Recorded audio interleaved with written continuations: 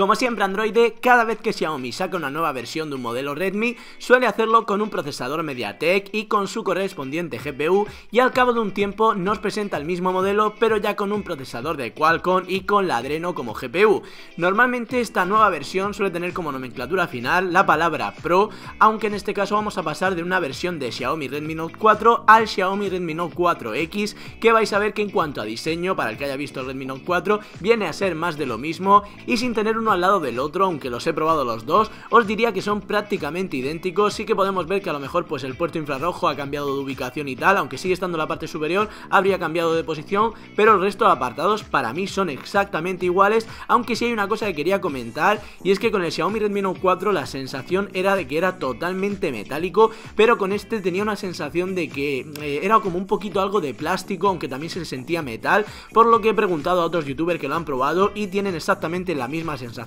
por lo que probablemente sea algo híbrido entre plástico y metal. No sé cómo lo harán, pero ya os digo que el dispositivo está muy bien fabricado, muy bien construido, como viene siendo habitual en Xiaomi, y que este probablemente sea uno de los puntos fuertes del teléfono. Para el procesador vamos a contar con el Snapdragon 625, este es un octa-core con una velocidad máxima de 2 GHz y que vendría con la Adreno 503 como GPU, además de que vamos a tener dos versiones tanto de almacenamiento como de memoria RAM. Tenemos 3 GB de memoria RAM y 32 GB de almacenamiento, que es la versión que tenemos nosotros, y 4 GB de memoria RAM y 64 GB de almacenamiento. En cuanto al tema del rendimiento y tal, pues es lo de siempre con cualquier modelo Redmi que venga también con la versión de Qualcomm, simplemente perfecto. He podido mover absolutamente todas las aplicaciones y todos los juegos sin ningún tirón, ningún tipo de problema en ningún momento, además de que he notado que el procesador, lo que sería la GPU, cuando estamos metiéndole mucha caña a los juegos potentes, no se ha calentado casi nada, bueno, se ha calentado muy poquito con respecto a la versión del Redmi Note 4, que aunque también iba muy bien, sí que notaba que el calentamiento estaba un poquito por encima de este. Eso sí, en cuanto a temas de fluidez, rendimiento y tal, yo creo que más o menos están a la par. Quizás me quedaría con este por el tema del calentamiento, pero en cuanto a rendimiento yo no sabría decir cuál ha funcionado mejor. De hecho, en el Antutu, lo que sería el Redmi Note 4 da un poquito de mejor puntuación, creo que da como 15 o 20.000 puntos más que este, pero luego a la hora de la verdad, a la hora de meterle caña, yo creo que aparte del calentamiento no vas a notar ninguna diferencia entre uno y otro. Ahora vamos a hablar de la conectividad, y yo creo que salvo el chip NFC vamos a contar con todo. Tenemos Wi-Fi, contamos con Bluetooth 4.2, con radio FM, con 4G, tenemos también GPS que vendría con GLONASS y que además funciona muy bien, no me ha hecho ninguna pérdida de GPS, y además la ubicación la encuentra al momento y vamos, no me ha perdido en ningún momento tampoco. Y además, y como siempre suele incluir Xiaomi, vamos a contar con el puerto infrarrojo,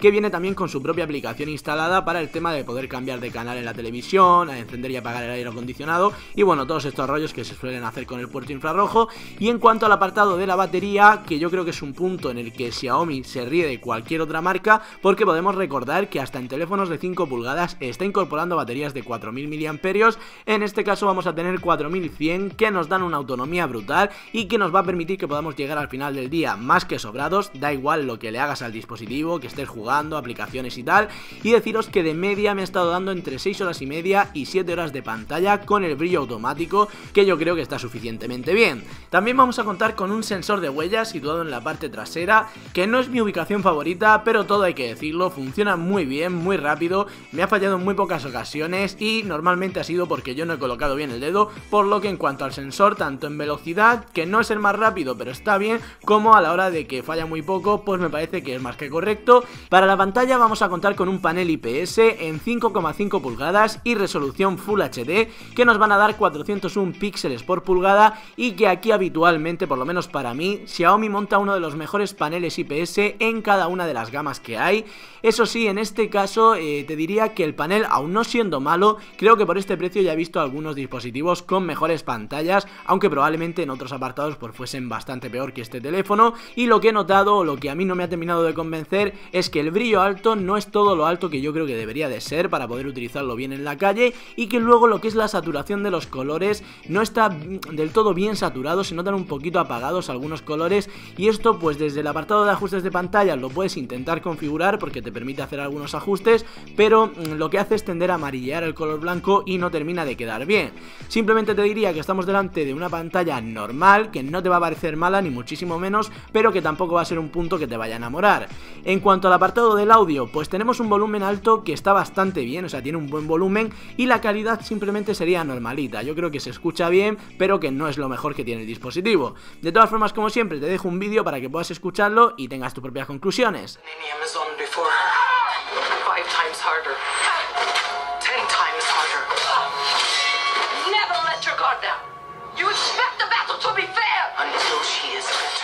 Continuamos ahora con el software y aquí vamos a seguir teniendo Android 6.0.1 que vendría con el fork de MIUI o capa de personalización, como queráis llamarlo, en la versión 8.1 y que en el caso de la tienda que nosotros te dejamos en la descripción te lo envían con la ROM global que tiene multilenguaje y que además viene también con Google Play instalado. Si no conoces lo que es MIUI, te comento así un poquito por encima. Viene a ser una ROM que estaría totalmente modificada, que no se parecería nada a Android stock, pero que a diferencia de muchas otras funciona igual de rápido e igual de fluido que Android nativo. De hecho hay mucha gente que dice que funciona incluso más rápido. Y en el caso de, bueno, los ajustes o las diferencias que vamos a tener con Android stock, por ejemplo, podemos activar el doble toque para que se encienda la pantalla. Esto es evidente que lo tenemos en otros dispositivos, pero bueno, está guay que lo incorporen. Podemos instalar diferentes temas, que además lo podemos descargar directamente desde los ajustes del dispositivo. Hay un montonazo de temas, muchísimos gratuitos y que están muy bien. Luego también podemos hacer que, por ejemplo, la pantalla se encienda utilizando los botones de volumen, que se active también la pantalla cuando nos llega una notificación,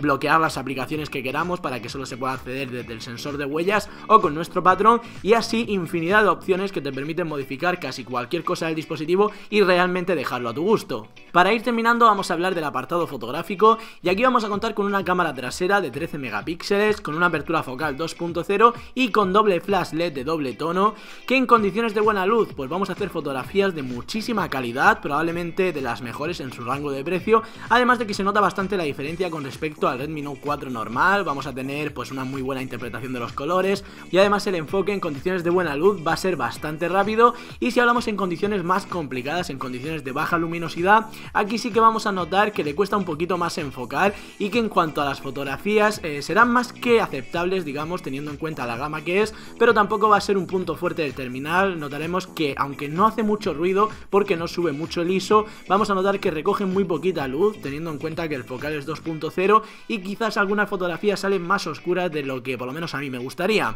En cuanto al apartado del vídeo, pues vamos a poder grabar en resolución Full HD, también nos permite hacerlo a cámara lenta a 120 fotogramas por segundo, esto ya en 720, y en general me ha parecido un buen vídeo que, aunque no tiene estabilizador, la grabación queda bastante bien y la interpretación del color y la calidad en sí me han parecido más que correctos. Y en cuanto a la cámara frontal, aquí vamos a tener 5 megapíxeles con apertura focal 2.0, que si bien la calidad me parece que está suficientemente bien, para mi gusto le falta gran angular, ya que cuando estiramos incluso el brazo todo lo que podemos, vamos a ver que salimos bastante recortados y esto es algo que a mí por lo menos no me ha convencido. Así que nada, androides, hasta aquí llegamos con este Redmi Note 4X. Como siempre, vamos a dejar un enlace de compra en la descripción de este vídeo, donde podéis encontrarlo por 166 euros, un precio simplemente ridículo teniendo en cuenta tanto las características como el funcionamiento del dispositivo en sí. Así que nada, espero que os haya gustado. Si es así, como siempre, pues no olvides dejar tu like para ayudar a la comunidad pro Android a seguir creciendo día tras día. Hasta la próxima, androide.